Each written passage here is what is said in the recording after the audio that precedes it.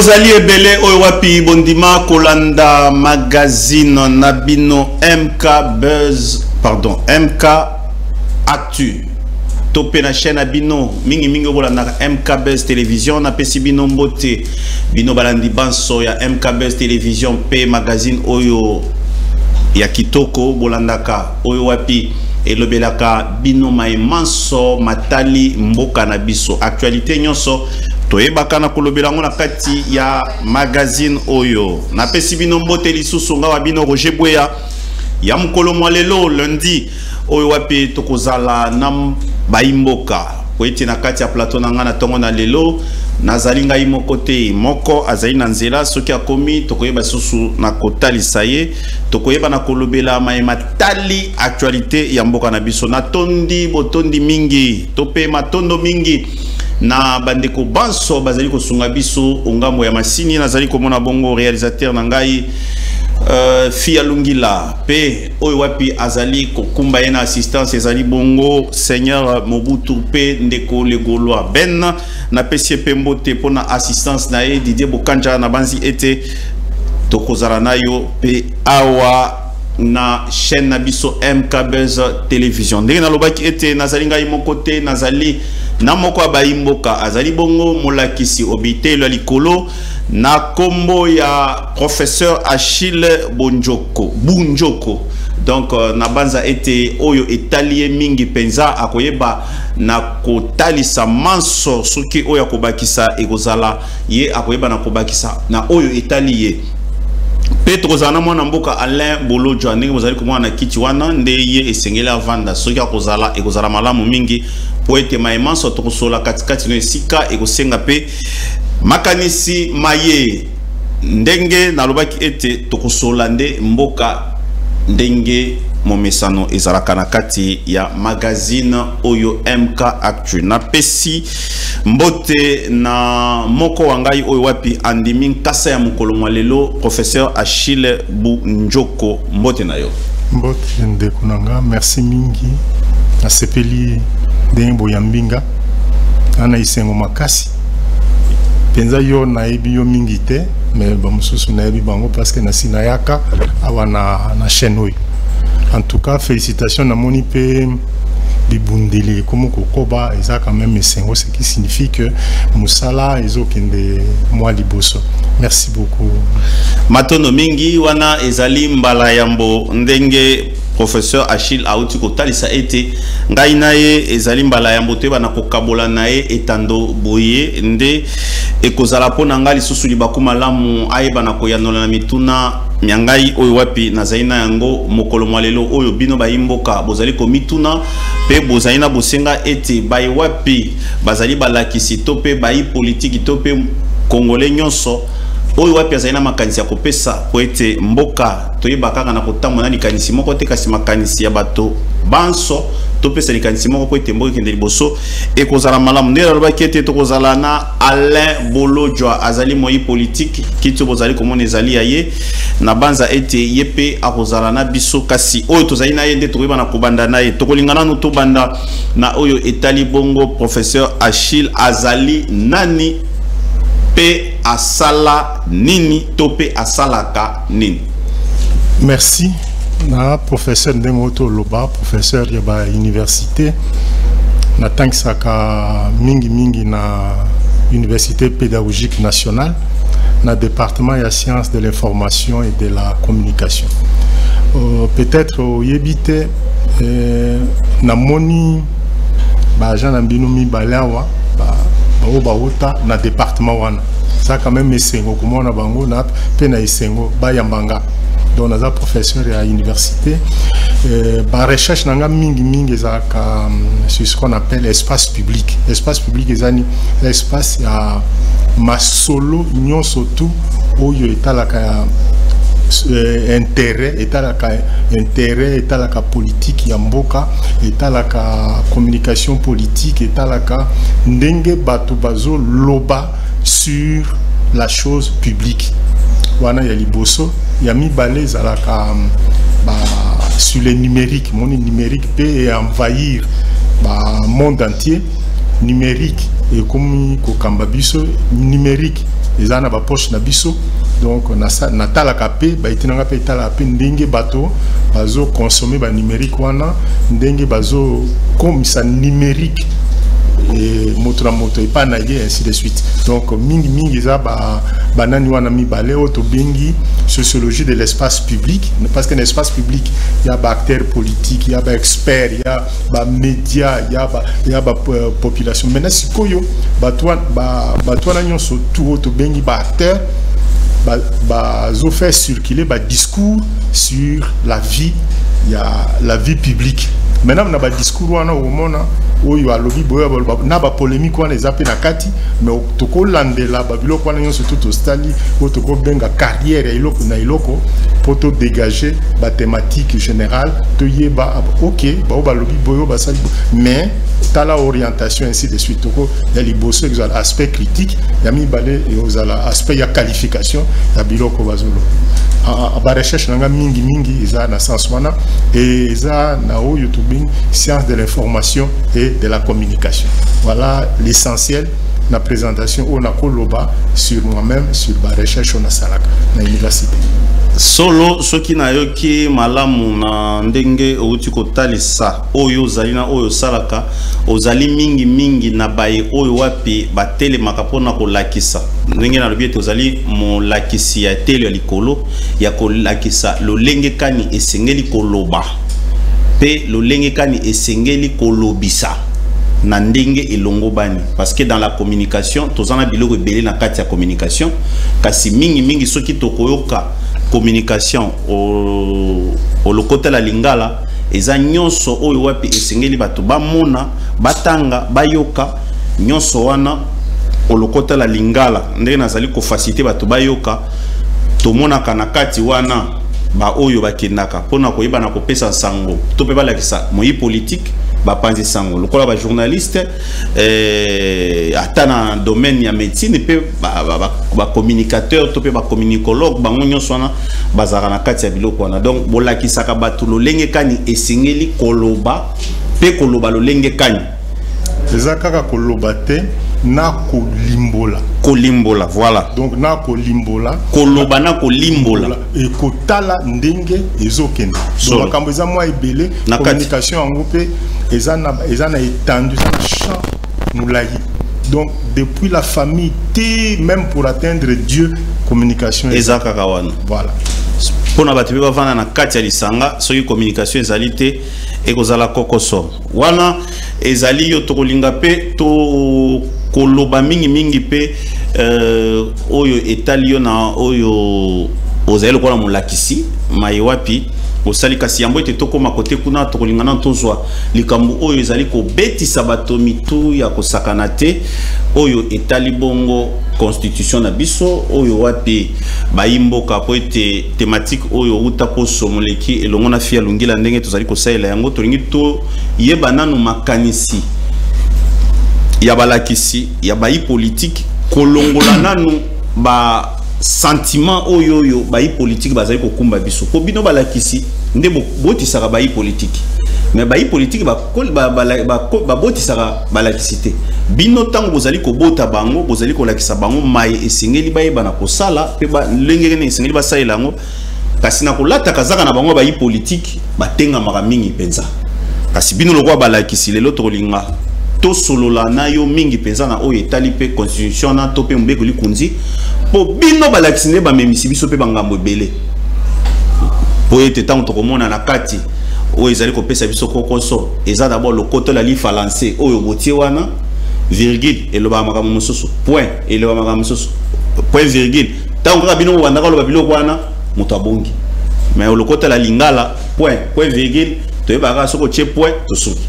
point virgule mata pema kata muke kasi na le côté la li falancé wana nde obebisa na ba verbe et comme makasi penza kasi na motuna na ngali boso eza yo pe tango zali koyoka mayema komi ko beta malokola mbonda na ngwa mokonzi Kinshasa pe na Congo démocratique et baina ko beta lokola sende et pas mwana mboka Augustin Kabuya pona ko pesa likanisiana kasi yambo ete ya lobango bato bele bazolo belango révision constitutionnelle changement de constitution makambo eza ebele place wana yo peta ngozali koyoka sangwana na o itali mobekoli kunzi ya mboka na biso makanisi ezali nini ya kobongisa ya kolongola topeni. Merci. Effectivement, en tant que citoyen congolais, l'isolo wana école kanga kakabungote tozo yo kango, mais toyeba que dans tout premier principe c'est que toute société humaine est à la statique, est à dynamique. Ce qui signifie que la révision constitutionnelle ou je ne sais pas moi la révision ça peut arriver. Là c'est acquis parce que tout ça ce qu'on appelle société c'est un mouvement. À ta société mon côté tellement sur un point depuis tellement non ça n'existe pas. Et puis chaque élément on a constitution. Oui, bah, que la constitution, ils ont ensemble, il y a des normes, oui, il y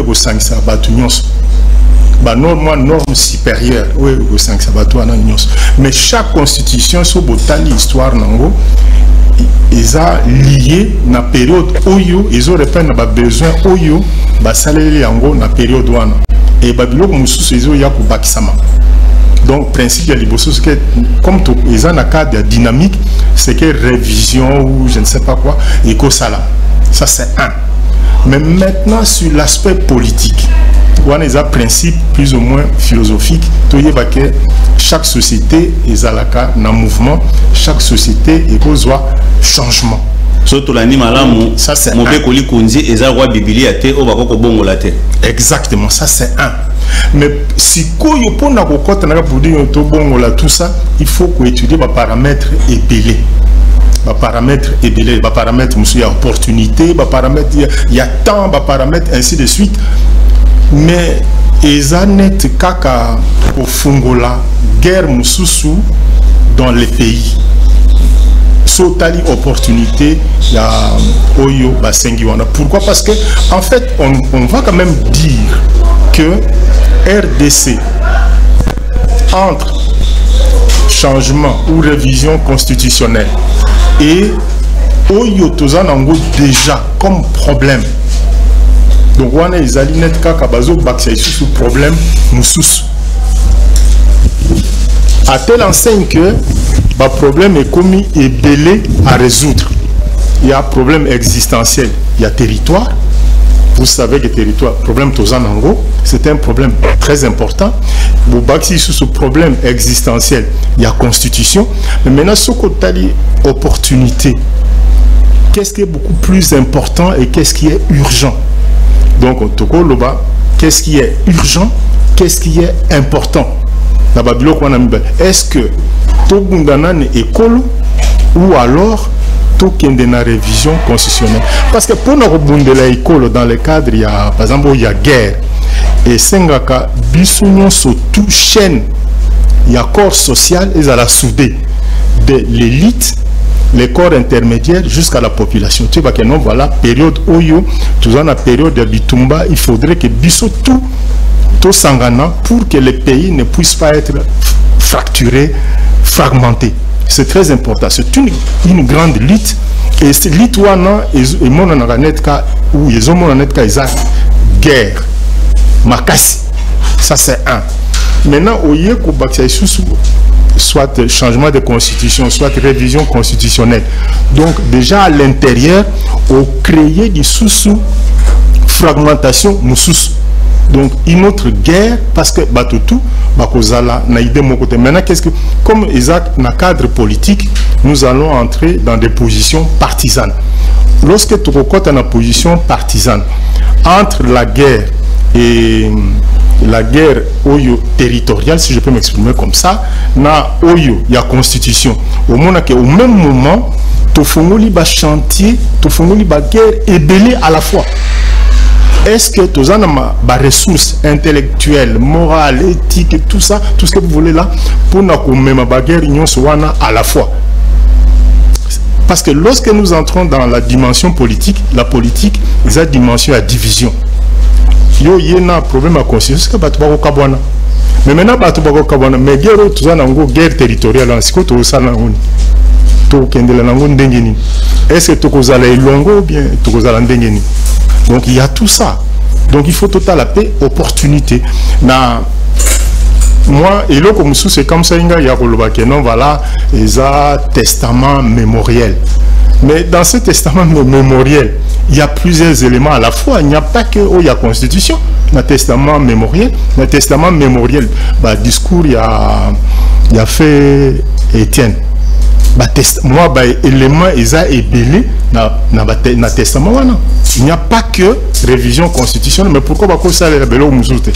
Donc, yo soto landio malam maman mokuse ndenge ozali koloba pona yo na o Italie eza la révision eza changement de constitution pona na ngonga oyo eza na tinate na lobby te ke eza na tinate na ite nyoso ndenge olakisi lelo pédagogie na kati ya émission oyo ekozala mingi mingi moto nyoso asosola solo po oza molakisi esengeli moto akanga nde tozali kokita na oyo na mutuna o ngai na tunu na o Italie ezala changement ezala constitution yo lokola molakisi na minute oyo ezali kokabola bayi politique po ete tolo bakosolo po ete Tshisekedi azawana alinga sala po ete akena ngobo kasi yo lokola molakisi tango ozali komona makambo wana nyonso ekomama ezali malamu na ngonga oyo tosimba yango topete omoni eloko nyonso tout action sociale nyonso tout pour ça il faut qu'on étudie les paramètres ébélés na lobby paramètres et opportunité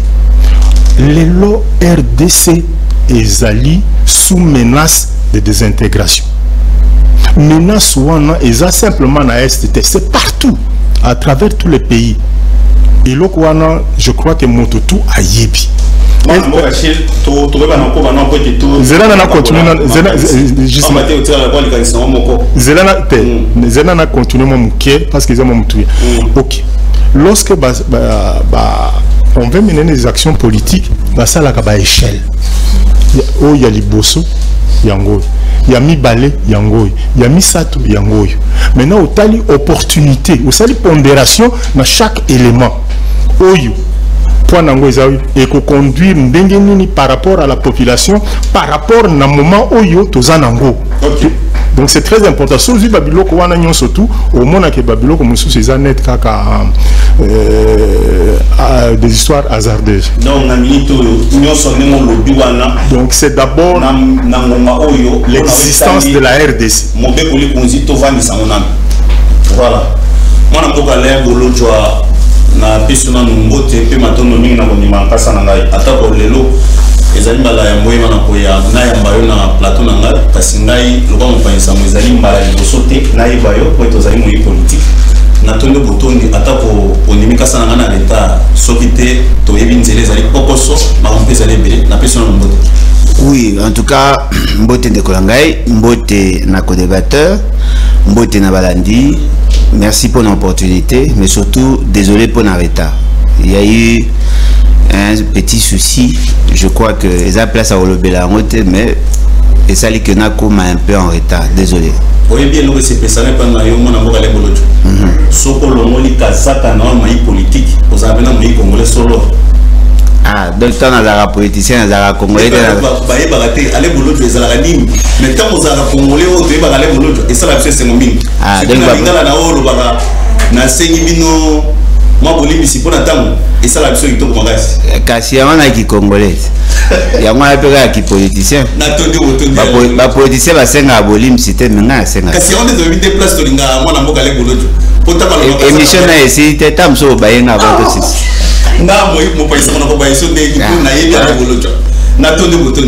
Merci en tout cas. En tout cas, Roger Boya, Lelo, on tourne en Mali, Bosso, on a Mokalem Bolodjoa, et dans le Baki, Bino, Bayi, politique, Nabalakis. Nabaza été au-delà de politique, na place, mon voisin à Libota, aux appels Monakis.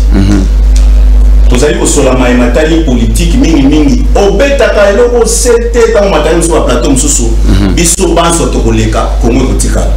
Tika nini na Congo. Donc lelo to nga peto kapi makansina mingi na yo to zako lo place nyo sommet. Lelo na plateau na ngai pe na kolinga pe o ba na kopisa makansi ko to zali ko lobela ko Italie révision constitutionnelle parce que yango pende sende oyo inyati sikoyo congolais nyonso na salokolo. Lelo oyo likamba constitution et comme emata ekita bino bayi politique tant vous allez koloba likambo les lois n'ont pas de révision constitutionnelle, na changement de constitution.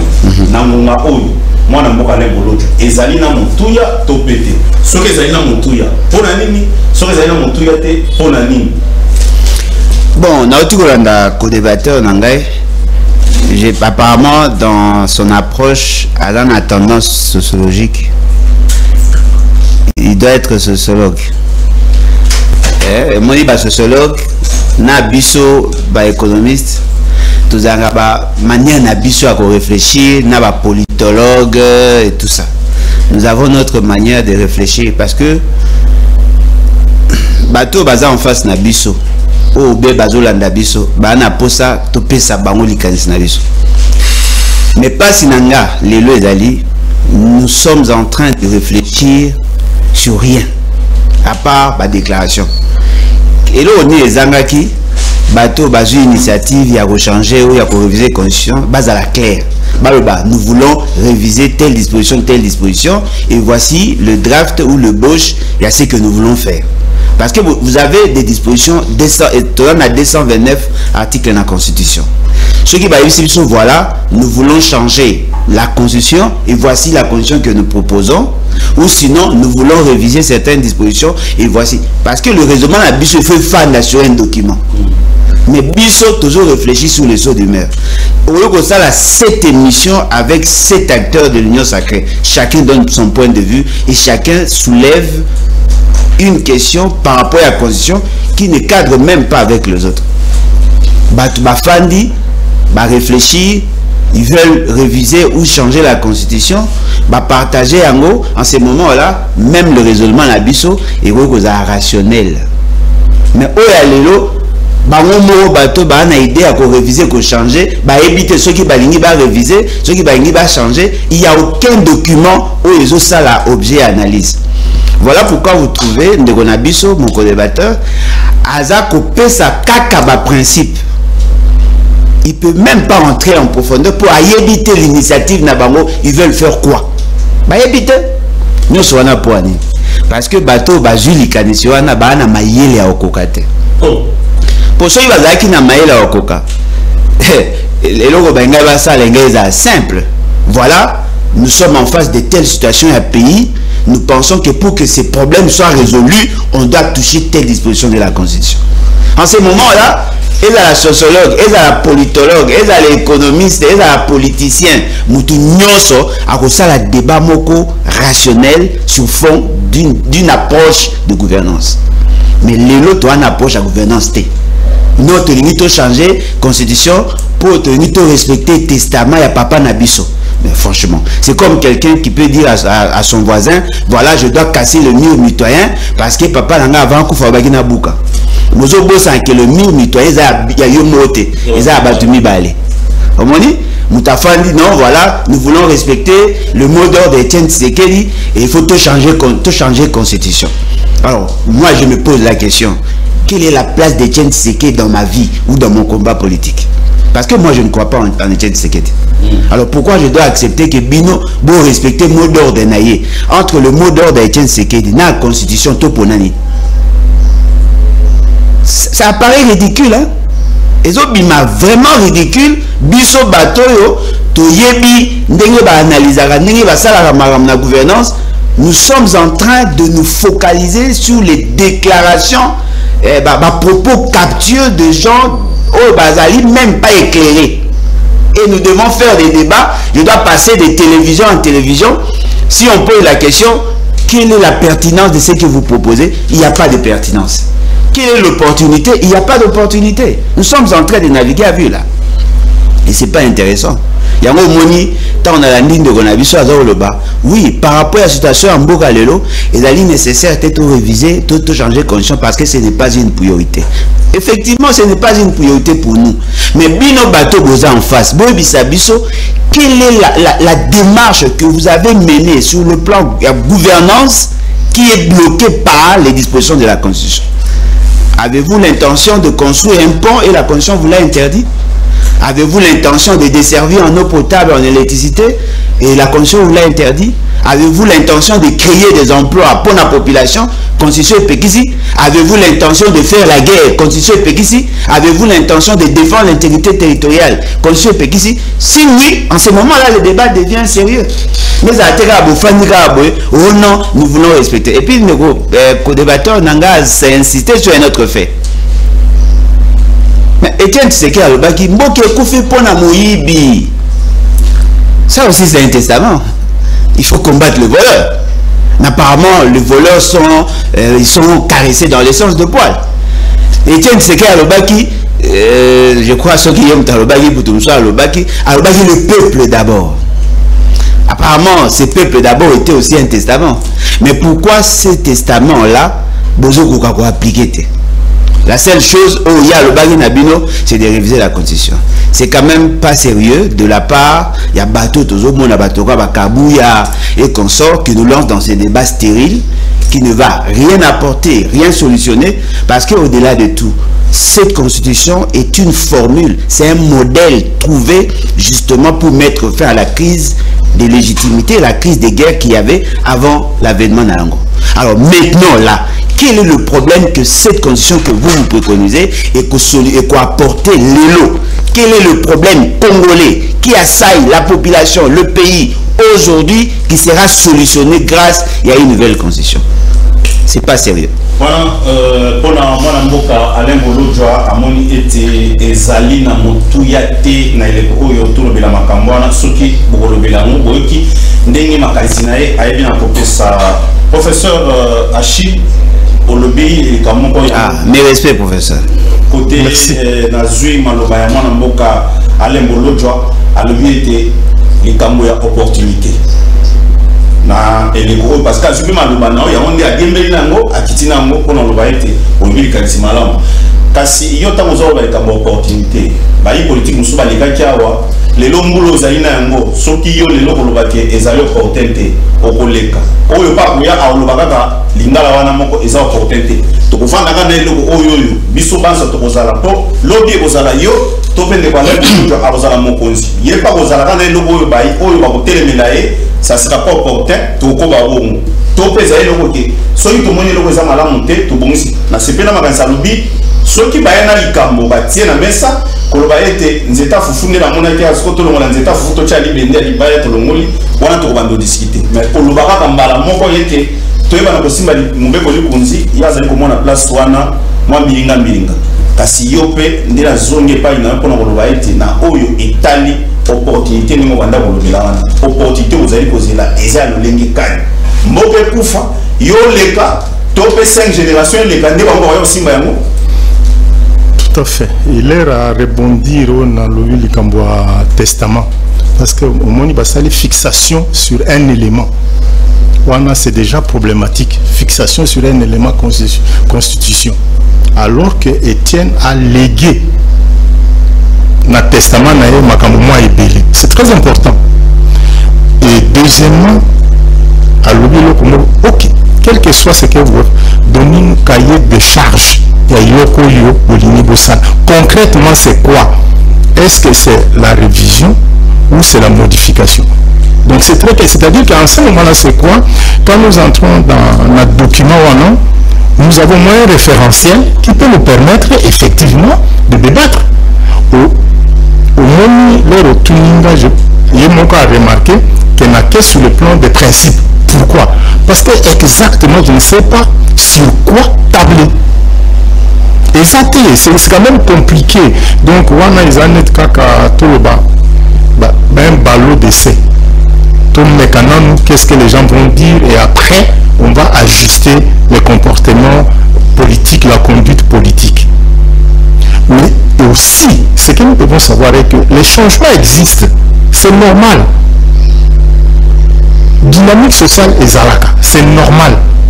Mais maintenant, la limite, nous sommes en face d'un problème existentiel. Donc nous sommes menacés, nous risquons de disparaître. Qu'est-ce qu'il faudrait faire? Est-ce que faudrait-il tabler d'abord sur la Constitution?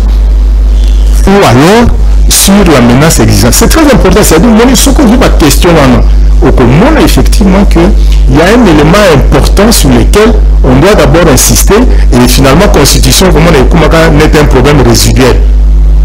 Comment n'est pas un problème résiduel? Parce que personne attend de tout ça. Quand la maison brûle, tu ne vas pas, je ne sais pas si vous allez avoir un réflexe au vendeur na balabala au Comoria, na éviter. Ce genre de réflexe, ça peut arriver parce que tu es. Mais réflexe à l'Ibosso, c'est quoi? C'est essayer d'éteindre le feu. Après, on va voir le reste après. Et essayer de sauver ce qu'il faut sauver. C'est très important. Parce que menace wana, c'est très très sérieux. La sécurité territoriale. Donc je voudrais dire tout simplement que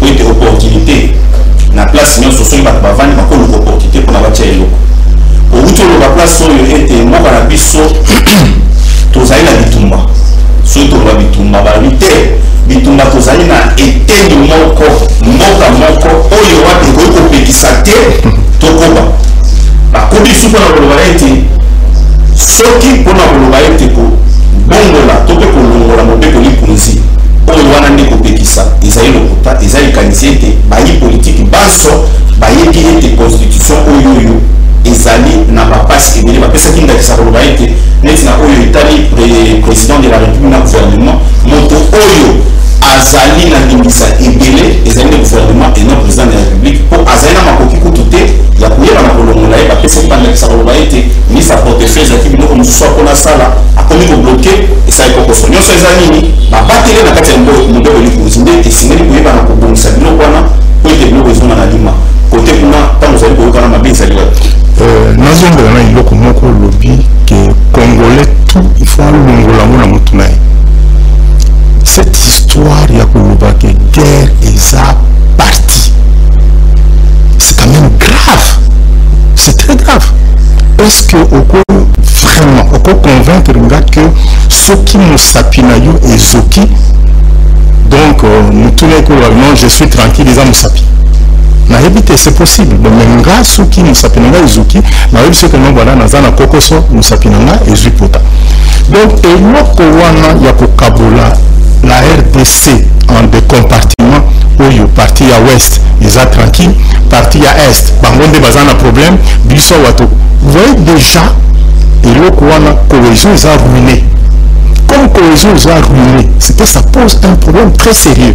Très sérieux. D'abord, il y a la guerre de l'Est. Il faudrait que ça puisse disparaître. Guerre de l'Est. Cette sémantique-là doit disparaître. Quelle guerre de l'Est? La RDC est en guerre. Un point, un trait. Et en ce moment-là, tout le monde est enrôlé. Au moment déjà, il y a ma B. Nayoka Motomoko a dit non, d'ailleurs, la guerre est à 2000 km. Attends. Donc, vous, responsables politiques, vous venez dire, maintenant, Ndekowa Nazar il y a Est. Si vous avez ruiné relation avec il y a pouvoir, il y a bien aux battre là. Au moins que ce n'est pas déjà très, c'est déjà très, très mauvais. Donc, la guerre, en quelque sorte, est privatisée. Et la guerre fractionne le pays. Ce n'est pas bon, c'est anormal. Nous devons, donc les Kinois, tout point géographiquement sur le pays, doit se sentir concerné par la guerre. Donc, il y a le lobby que nos guerres sont à milliers de kilomètres, il y a que nous déco, en ce moment-là, faites votre république. Si c'est la République démocratique du Congo, et ça, une et indivisible. Donc, ce qui touche l'Est, touche aussi l'Ouest. Ça, c'est un. De deux, au lobby Makambia pour définir opportunité. Vous, toute action sociale est définie en fonction des normes et des valeurs. Ok, on veut faire la révision constitutionnelle, mais pour quelle valeur? Nous voulons atteindre quelle grandeur, comme on le dit. Mesure minime, grandeur minime, lorsque nous voulons réviser. Et c'est ainsi que dès le départ dans le lobby, Pour réviser la Constitution, ce n'est pas un tabou. On peut le faire. Mais il faut voir à quel moment les Ndekonanga, ok. D'abord, il y a déficit les alliés. Quel est le terme qu'on doit choisir? Changement de constitution ou bien révision? Ça, c'est d'abord c'est déjà problématique. Donc, si tu ne nous dis pas ça, c'est quelle opportunité ils ont? Ça, c'est un. De deux, parce que quand tu dis changement, ce qui signifie que vous savez, il y a un cycle. Quand vous dites révision, c'est dire article mais article. Donc, c'est que ça pose déjà un problème. De deux, en termes d'opportunité, l'opportunité doit se... Parce que bateau, l'opportunité en fonction de la République. Ce n'est pas en fonction de leur individualité ou de leur personne. Donc c'est pour la République. Quel est l'aspect prioritaire pour la République aujourd'hui? Quel est l'aspect prioritaire? Parce que la sécurité, c'est un aspect très important pour la pays. Est-ce que la sécurité est à brader avec ce qu'on veut faire? Ça, c'est de deux. De trois, il y a même des principes dans la Constitution. Si on est en état de siège, beaucoup ça la bouillité. Mais maintenant, l'opportunité se définit maintenant en fonction de quoi? En fonction de la Constitution, en fonction, il y a grandeur, donc les mesures, il y a République, ou en fonction de notre propre existence. Parce que il y a un lobby qui est opportunité, définir l'opportunité, ils doivent les définir en fonction non seulement de leurs intérêts, mais aussi de mes intérêts et des intérêts de la République. C'est ça qu'on appelle la grandeur. Donc, vous prenez action moko, au relié dans la grandeur moko boui. Et on doit définir aussi ces grandeurs. Maintenant, l'opportunité, c'est lié à quelle grandeur? Voilà mon tournoi, au tournoi, il y a mon tournoi. Ok. Mon papa, c'est les candidat pour mon pouvoir, il y a président de la République, le gouvernement, ils ont président de la proposition. Est-ce que est-ce que les autres sa constitution, mais ceux qui va au bazali pour pesa ningisa wana bazali pour ça que c'est la constitution pour protéger il n'y a pas de problème. Na yoki dengo lobby, rappelez-vous principe on a lobby à Liboso. Il y a que la dynamique sociale, la constitution peut être révisée, donc il y a changement. Là il n'y a pas de problème, c'est un principe. Mais maintenant il faut qu'on là quand, comment, pourquoi. Il faut en chacun d'entre nous et c'est très important. C'est ainsi on a évité sur quelle base ils veulent, parce que Louis Makamboa, président Kokoso, oui, c'est possible. Ce qui signifie qu'au moment où va la constitution, ils n'ont pas prévu ce genre de réalité. C'est possible. Est-ce que cela freine la République? C'est une question. Est-ce que cela gêne l'avancement de la République? Donc il y a ma question, surtout, il faut te poser. Et maintenant, qu'est-ce qui est important?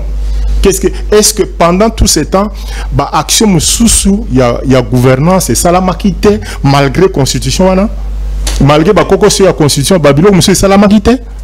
Et bon, ça la maquité d'engagement.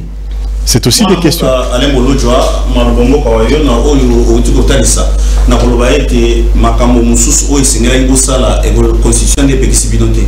Kasi yo moko ne mozaboye ozali moko ya baimbo komona titango mwana mboka Joseph Kabila alonga ke élection na tour moko et na tour mibale et comme tour moko ezaka na kati ya constitution oyo baba kete ezaki pona ba dépense lelo toke tozoko bana ndengana tolandi mwana mboka Alphonse Moïka Saint-Janvier Makambwana tant tozali kolobaka tozali kowela ba élection mingi na bamboka net ba France ba États-Unis ko ba élection comme ya ba 4 ans 5 ans makambo yosi si ba bongisa mais pas na biso makambo peleza ko bongisa et tenero so tobi que élection ezala par exemple il y a 4 ans 5 ans ndenge za na 10 ans et ko simba te pona muto eba na ko bongisa ceux qui place sona to eba na ko bongisa pour été ezala le Bolodjoa et lobby ba pesa manœuvre au sala et loba liboso et loba mi balé wana de ko ya na malamoko opportunité oyo esengeli ezala mpona kotouche constitution et ozala mokolo nini ntango Alain Bolodjoa bakoko bakoya to mpe tozela Alain Bolodjoa ntango okoma président nde opportunité komona.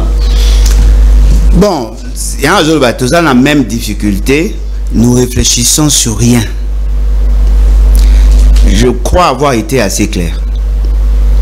ceux qui battent Oyo Bazana initiative, balobaki na biso, nous voulons réviser la constitution pour résoudre tel problème, parce que nous sommes effectivement bloqués.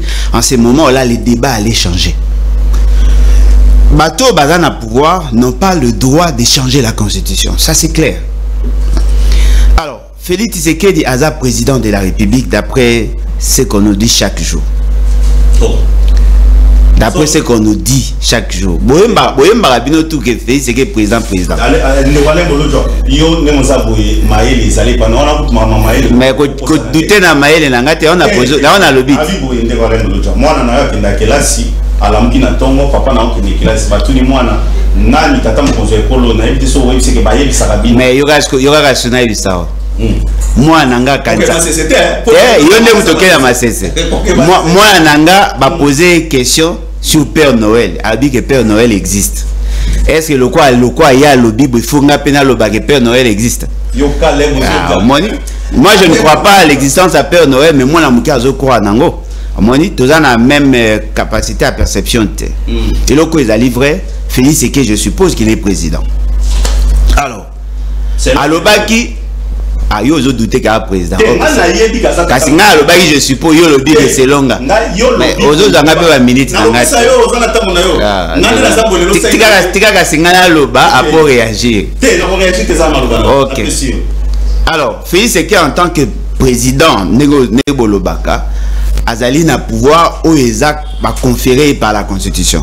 Il a un rôle à jouer, voyez-vous, en tant que président. Parce que le président de la République est une fonction. Ce n'est pas la personne de Félix Tshisekedi. Et la compétence étant d'attribution, Azali a un rôle naïe où il faut assala. Rôle naïe, Azali, dans l'article 69, il y a la Constitution. Azali peut un rôle, il y a qu'au président du Conseil des ministres.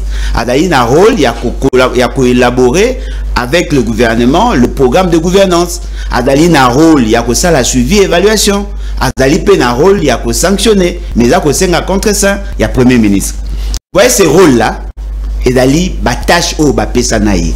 Et son niveau de compétence, et qu'on a la mesurer par rapport à ces compétences-là. Mais attention, Félix Tshisekedi prétend aussi avoir une majorité parlementaire. N'est-ce pas? 450 députés sur 500, Badali Batounaïe, ou Badali na famille politique naïe. Le pouvoir qu'on a conféré au gouvernement et au parlement, a récupéré un autre aspect politique.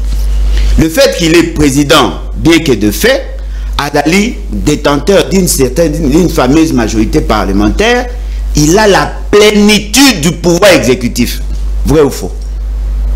Parce que s'il n'agit pas en tant que président de la République, il peut agir en tant qu'autorité morale de la majorité et donner des instructions dans le Premier ministre.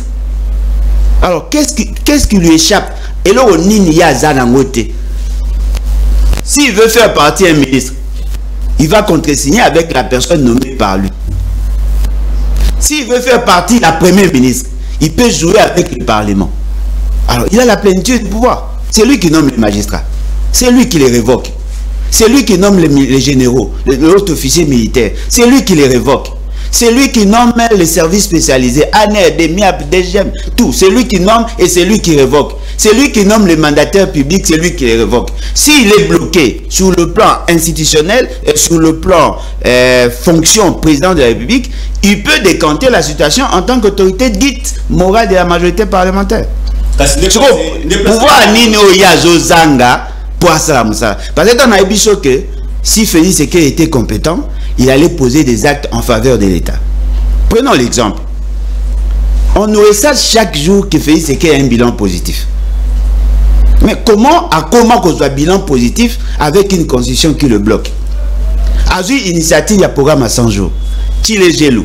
À une initiative, il y a programme alimentaire d'urgence. À une initiative, il y a programme de lutte contre la pauvreté et les inégalités sociales. À une initiative, il y a programme à 145 territoires. Apparemment, d'après ces dires, il a atteint 85% de ses objectifs. Alors dites-moi, qu'est-ce qui a bloqué? Qu'est-ce qui a bloqué? Est-ce que Alingaka Longola Nicolas Kazalita Mazako Iba Bapekisi na constitution? Non. Mamatsu Minwa Ato Sakaye, Kamere Ato Sakaye, Samalukonde Ato Sakaye, AG Aner Ato Sakaye. Et chef d'état-major Ato Sakaye. 26 gouverneurs Ato Sakaye.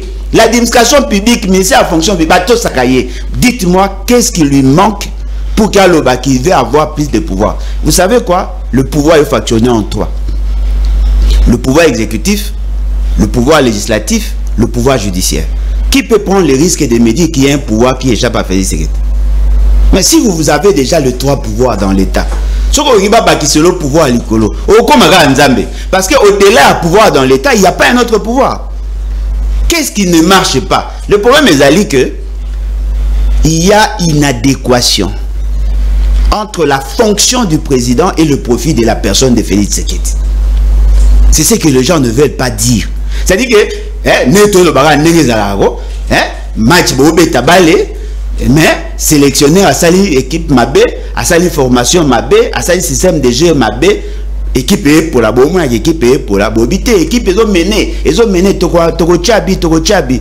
Après Nasuka vous dites non, il faut tout changer règle et Robeta Balé parce que il y a tel problème. Non, le problème c'est l'entraîneur. L'entraîneur est défaillant. Bon, qui s'attend à bien à réfléchir sur les changements à la constitution. Changeons le chauffeur. Parce qu'avec cette constitution, si on reste dans le respect de la constitution, on peut faire beaucoup de choses. Par exemple, la desserte en eau potable. N'est-ce pas qu'il a décaissé 71 millions de dollars pour lancer un forage? Pensez-vous que la constitution est payée? Qui ça qui a mis ça 71 millions? Forage et zap. Exactement. Bon, mais quand imaginez, c'est un centre financier. Aux Ukaka Fontaine. Oh, Basali Liboso à centre financier, 9 millions de dollars. Botala immeuble au Alingé Tiasali, na IGF, 8 millions 600 000. C'est-à-dire Fontaine, et les Kindako immeuble au Batongi à 7 étages meublés, et les qui en a cher. Immeuble au centre financier, 400 millions de dollars. Oh, ce qu'on 400 millions de dollars, wana. Ou affecté à mon abanda, pour ndenge Alingé Tatongi, Bogotonga 50. Il y a un problème de choix. Le texte est un bête, mais le monsieur est incompétent. Si vous bateau baza pembe nae, le quoi baïbi kaza incompétent et que bango baza ko profiter, ils veulent trouver l'opportunité de la révision ou du changement de la constitution pour le pérenniser. Atika na bokonzi afin que tout le monde a gagné, nenga okanga ba photo na ba star, tout le monde a gagné zotamwa na ba tapis rouge. Là, il n'y a pas d'opportunité et surtout il n'y a pas de pertinence. Parce qu'au-delà de l'opportunité, il faut qu'il y ait aussi la pertinence. Quels sont les problèmes actuels qui nous assaillent, qui exigent à ce que l'on révise certaines dispositions de la Constitution? Non, non, tout ce que l'on vous dit là, Ezali, raison farfelue, bango bazako linga ba pousser binobo raisonner de la sorte. Mama Toulouka, jusqu'à preuve du contraire, n'a jamais contesté une décision prise par Félix Tshisekedi. Voilà. Mais la grande question, quels en sont les résultats? Il n'y en a pas.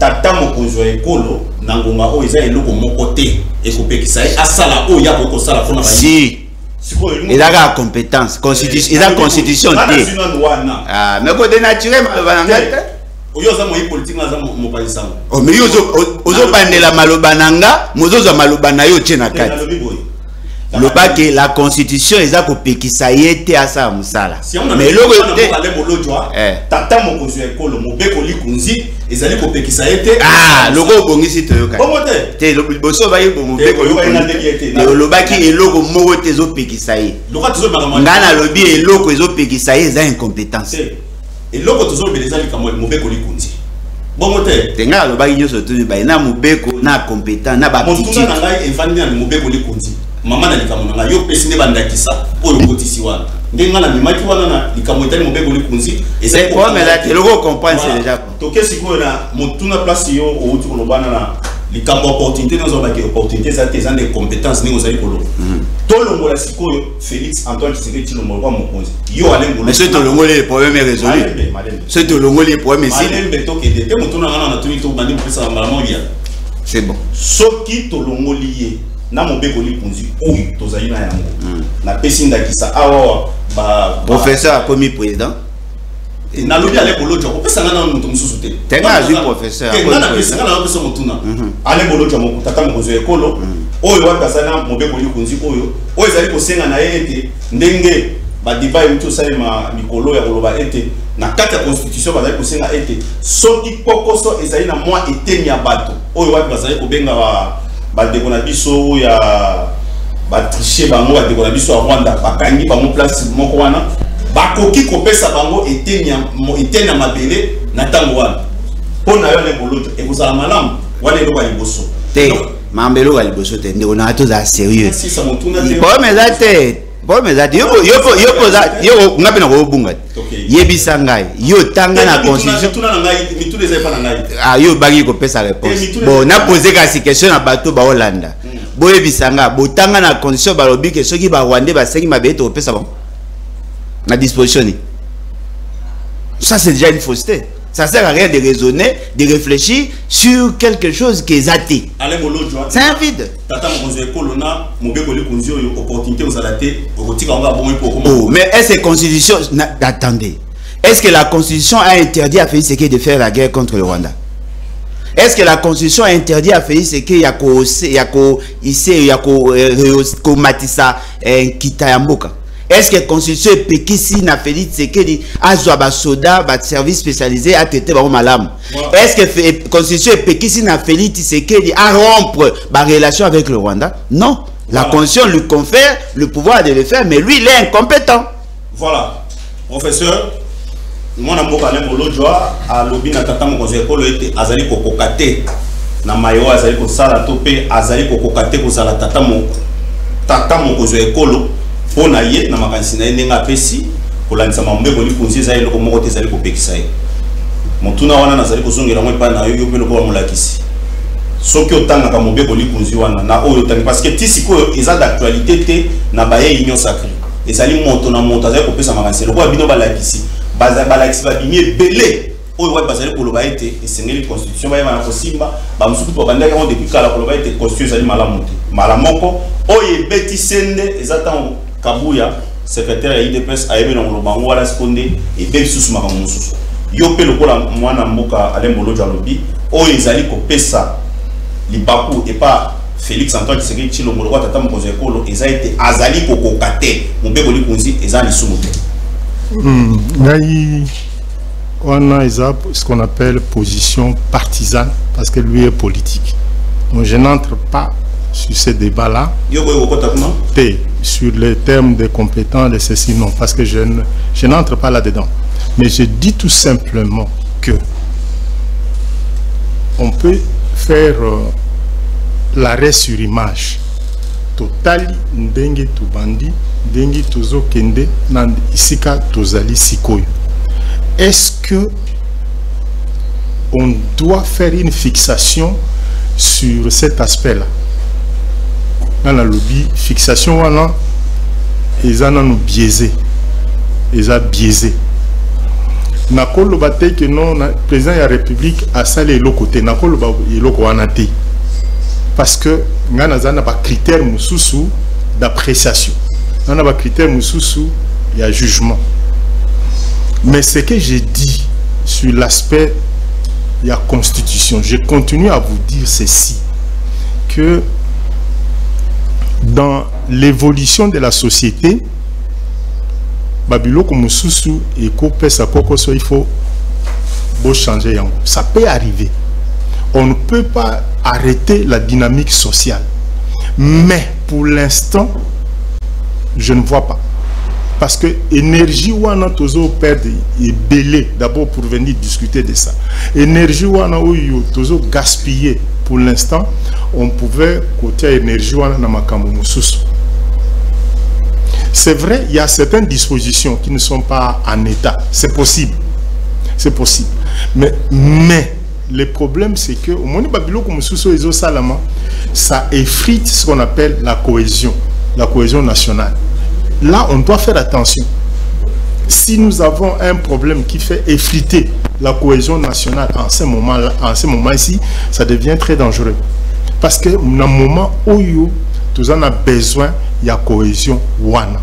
On a besoin de la cohésion wana. Est-ce que nous sommes tous aux salles, ils ont même abusé pour avoir la cohésion? C'est ça la grande question. Est-ce que nous sommes tous aux salles, ils ont même abusé pour avoir la cohésion?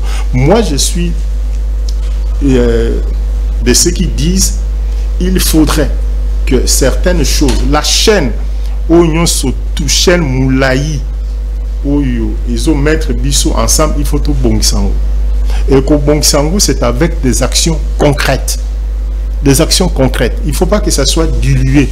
Maintenant, ça donne l'impression que ceux qui veulent cette révision-là, quelles que soient les raisons, apparemment, les communautés de saupoudrage, ils nous ferment les yeux alors qu'il y a un problème très sérieux, un problème existentiel.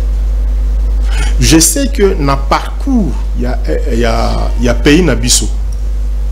Babylone, depuis que Félix est là, c'est vrai, c'est difficile, c'est très dur, mais Babylone, il y a des signaux. Il y a des signaux qu'on peut détecter. Ça, un signal où on est positif, au monsieur c'est positif, au monsieur soit on positif. Ok.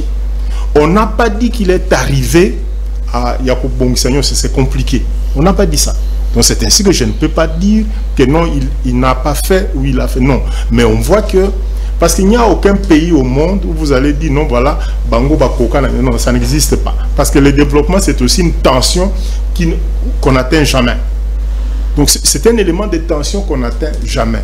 Mais on peut se mettre à analyser les éléments, paramètres,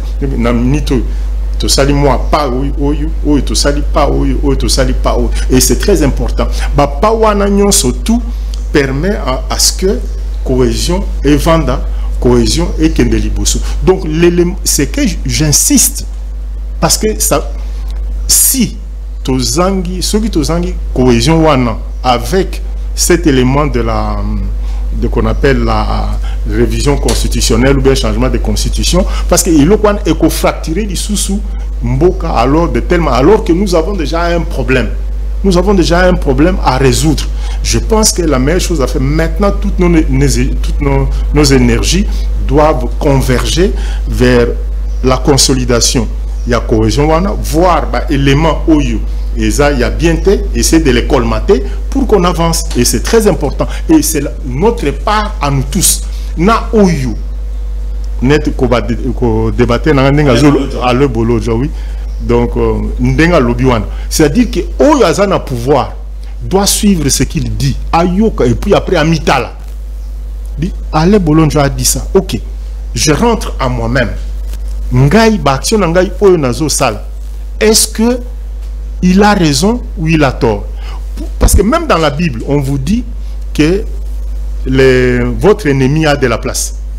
Dans la Bible, on dit priez plus pour votre ennemi. On vous dit comme ça. Donc, qu'est-ce qui arrive? C'est lui qui fait la critique, intention et naïe. Parce qu'à là où ça ne marche pas. Et qu'est-ce qu'il vous demande en retour? Il vous demande d'arranger.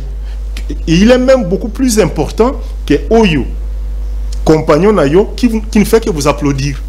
Il est même plus important que votre compagnon qui ne fait que vous applaudir. Non, alors lui vous dit les choses telles qu'elles sont et en ce moment-là, ça vous permet d'avancer. Et c'est très important. Vous ne pouvez pas avoir dans une famille, oui, non, ça n'existe pas. Il y a plusieurs sons de cloches. Donc c'est très important. Donc c'est pour dire quoi?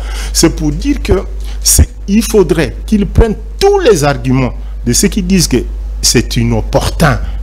Et ceux qui disent que c'est opportun, on met ça sur la table. On met ça sur la table et maintenant, bimisi référentiel pour dire, ok, on a trouvé que c'est opportun parce que 1, 2, 3. On a trouvé que c'est inopportun parce que donc maintenant, quand on fait la balance et compte tenu de la situation problématique que nous avons maintenant, voilà ce que ça peut donner. Et c'est très important. Voilà. Ndeko ale bolojwa toko banda na mama na likamami balé owapi kalamite toyeba na kokabwanango eza likambo ya écrivain camerounais oyo Charles Onana makamba oti ko sala oyebete Kagame kuna oyo beta ka biboto ko sakana te pona Congo démocratique lelo camerounais ayeba na ko sala likambo ya bongo epanda sango yo et Salonon Ndegeni en tant qu'analyste politique, en tant que Congolais, en tant que Elombe Moubali, na komona Elombe Pelopola est un écrivain camerounais, aïba na kosala likambo ya bombe. Bon, la question sécuritaire ou la question il y a la partie Est, il y a la République démocratique du Congo ne pouvait pas préoccuper que les seuls Congolais. Et ça préoccuper toute l'Afrique. Nasala étude une formation par rapport à la situation sécuritaire, il y a réseau électrique à Congo. Au regard, il y a un projet, il y a comment on appelle, Inga 3. Nous avons mené de ces études-là. Et je crois que Kalami était tout un article sur ça. La question, il y a Est, et ça peut préoccuper toute l'Afrique. Parce que ça crée un retard, il y a développement. Naturellement, tous les États sont préoccupés. Vous savez que Bissot a la potentialité à couper sa courant en Afrique. Il y a plusieurs pays qui attendent ça de nous. Mais le fait seulement que ça tarde, les économies na Bango est commis déstabilisées. Au-delà de tout, nous sommes sujets du droit international. En tant que tel, Makamo ezo sa me pas na biso, eza ko intéressé peut pas te belé.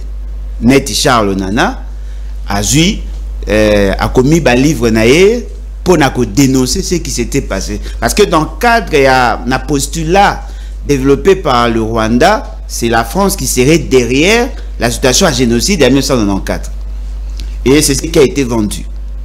Mais Charles Onana a démontré que la situation à Rwanda était d'abord formatée par FPR, où ils allaient parti, où ils allaient organisation, il y a Kagame. C'est Kagame qui a boutiqué tout ce que nous avons comme situation. Est-ce que Congolais a la culture au Tanga? Mais Papa Ngwanda Koma, non? Dans un son de l'église. Non, mais Papa Ngwanda Koma, tu n'es pas la culture au Tanga. Crime organisé en Afrique centrale. Les alliés, mais Batanga a été. La situation Wana est celle qui a coma.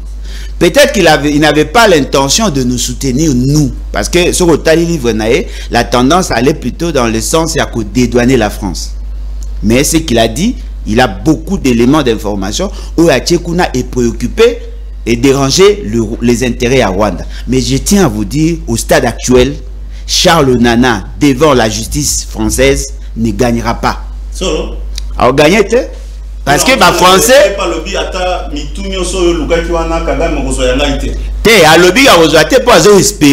Mais il faut que la France est à genoux. Parce que dans le cas de génocide, la France avait pris position pour le président Abiagmana. Hier, à Kokaki, qui a évité à ce que le génocide est salima. Mais la France a laissé faire. Le roi n'a pas commencé à chantage. Si le coup la bataille dans le cas de la justice et la France, le gouvernement français va s'ingérer sur la question.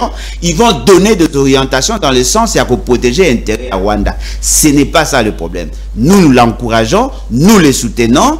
C'est un Africain qui défend des valeurs. C'est une bonne chose. Mais nous pensons sincèrement que le gouvernement devait en réalité prendre position par rapport à cette question. Parce que aujourd'hui, on s'acharne contre lui le fait d'avoir défendu notre cause.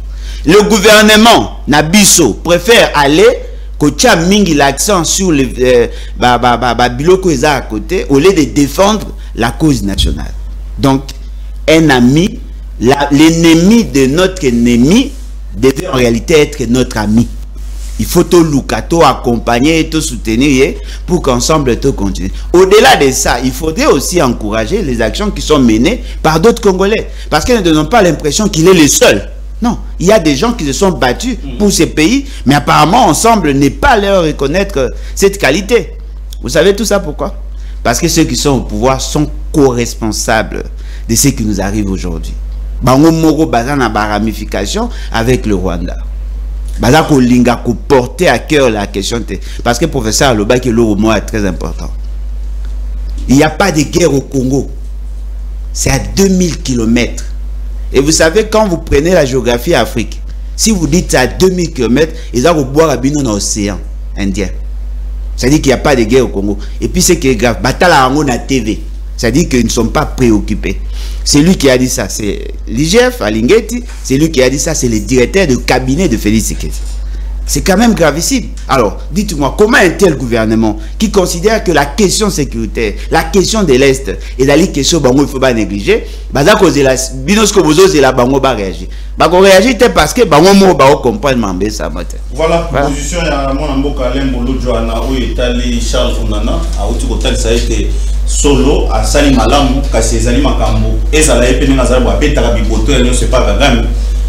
Yo wana kate topé mutema mabe topé mutema likundu auto hotel ça que gouvernement singela ka beta pe butu mais baye mouvement société civile baye opposition ba mouvement citoyen nyonso ba vandi bien na makamwa mais yo pour le bola molakisi yo pour comment pe bibota bongo pona mboka na yo oza na woni ale molojo akoto so kaka po molakisi po kotana na bangela ka ye pona balakisi.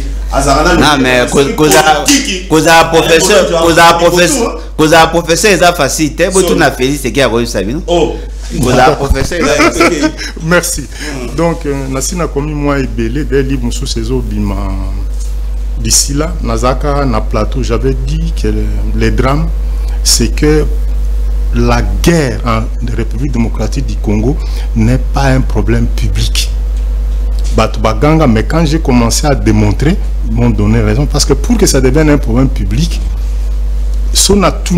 combien de débats, Alain, ceux qui parlent de la guerre, combien de débats pour que ça devienne une question nationale, combien de débats on a pu faire pour ça? Je ne sais pas. Ce que ça va donner.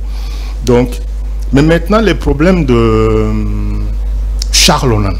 Charles Onana a commencé à écrire depuis très longtemps. A commencé sur le Soudan, même le Soudan, ce qui s'est passé au Soudan. A comment ébélé. Donc la souffrance d'un individu peut se transmettre aussi chez d'autres qui sont semblables. Parce qu'on sait que nous sommes tous vulnérables et nous appartenons tous à ce qu'on appelle la même humanité. Maintenant, sur l'action politique, comment on appelle ces gens-là? On les appelle des entrepreneurs des causes. Vous voyez, j'ai dit aux étudiants, parce que je raconte tout ça, j'ai dit aux étudiants, vous voyez Bokechu, moi je n'insulte pas Bokechu, moi je vais enrôler Bokechu pour qu'il parle de la RDC. Parce que j'ai dit, moi je suis professeur d'université, mais je n'ai pas des abonnés comme Bokechu. Je n'en ai pas. C'est peut-être 1000, mais lui c'est combien? Les gens qui les suivent là. Il faudrait que j'enrôle Bokechu parce que c'est un Congolais.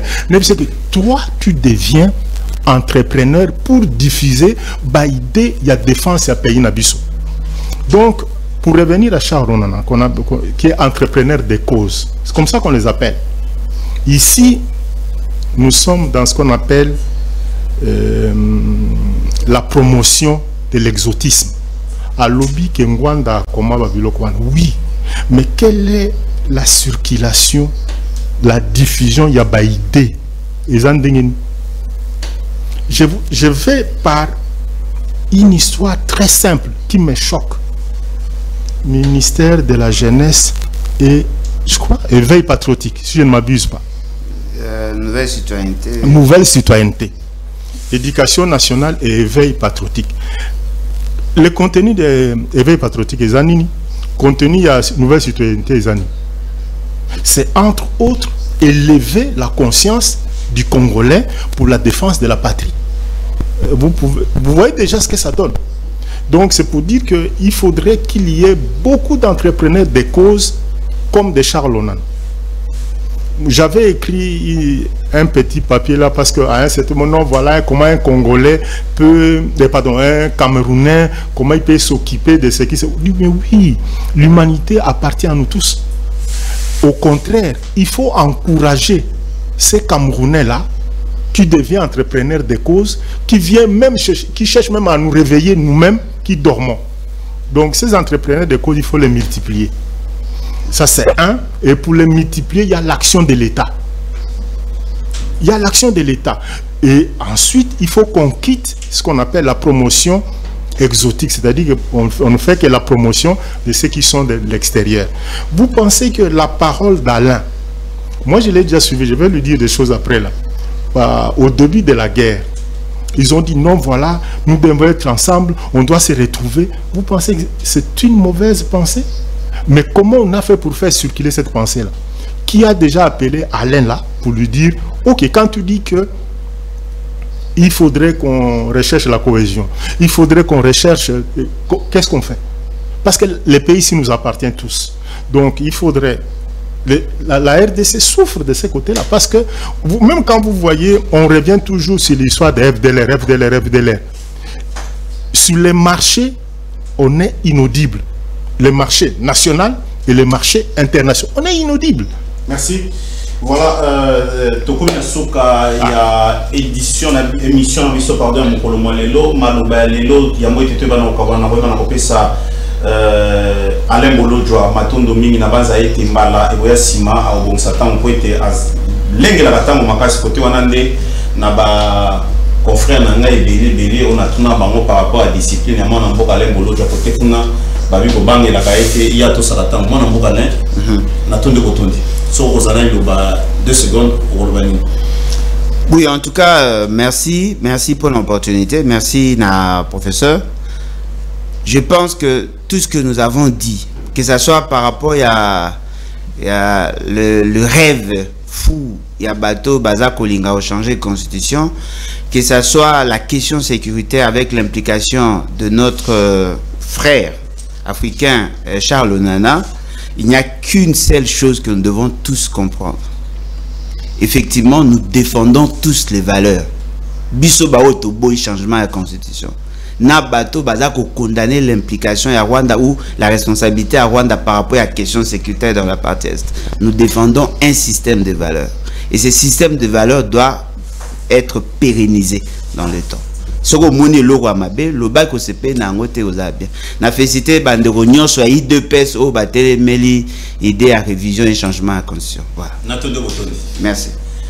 Professeur Natonde pe botondi so ozalana lilobokolo ba kwete ba na okawana ozalani liloba suka ezak conscience patriotique ya wana conscience patriotique ya congolais ezana na se makasi parce que soko tali amour ya patrie ezamuke par rapport ya ba intérêt personnel. Donc, ça vous parlez vraiment de Félix Tshisekedi. Ça c'est par rapport aux intérêts personnels. Donc c'est très important que Bissotou Tozoa et Loko ya éveil patriotique comme cheval de bataille. Donc Charles, il faut que Charles on en base à la moi et belé. Il faut que Charles on en base à la moi et belé, tant au niveau interne qu'au niveau externe. Et Babiloko il y a entrepreneuriat des causes là, nécessite de moyens. Voilà. Natondi obotondi professeur Achille matondo mingi na mwana mboka Lembo Lojwa na sepeli mingi pe nazali kotondo bino botondi pona sacrifice bosali pona ko makasa na biso moi makasi ba embouteillage asibo bundi bo ezala wa natondi bino botondi. Merci. Matondo mingi na bino ba evanso bolanda ki biso na MK télévision ba bino Roger Boya na baza été tokuta na isusu mokolo ya mercredi mokolo malobi bokozala na gra shela oyo